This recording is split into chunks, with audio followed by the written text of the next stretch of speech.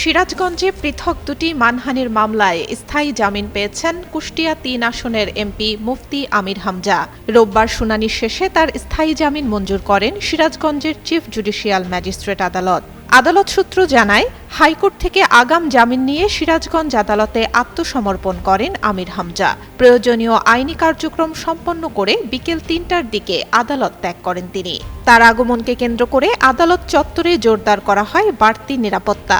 আদালত প্রাঙ্গণ ও আশেপাশের এলাকায় মোতায়েন করা হয় অতিরিক্ত পুলিশ। এছাড়াও বিভিন্ন গুরুত্বপূর্ণ পয়েন্টে আইনশৃঙ্খলা বাহিনীর সদস্যদের অবস্থান নিতে দেখা যায়। বিদ্যুৎ, জ্বালানি ও খনিজ সম্পদ মন্ত্রী এবং বিএনপির স্থায়ী কমিটির সদস্য ইকবাল হাসান মাহমুদ টুকু ও প্রয়াত আরাফাত রহমান কোকোকে নিয়ে কটূক্তি করার অভিযোগে সিরাজগঞ্জে মুফতি আমির হামজার বিরুদ্ধে দুটি মানহানির মামলা দায়ের করা হয়। নির্ধারিত সময়ে আদালতে হাজির না হওয়ায় তার বিরুদ্ধে জারি করা হয় গ্রেপ্তারি পরোয়ানা। রোববার আদালতে আত্মসমর্পণ করে জামিন আবেদন করলে দুটি মামলাতেই তার স্থায়ী জামিন মঞ্জুর করেন আদালত।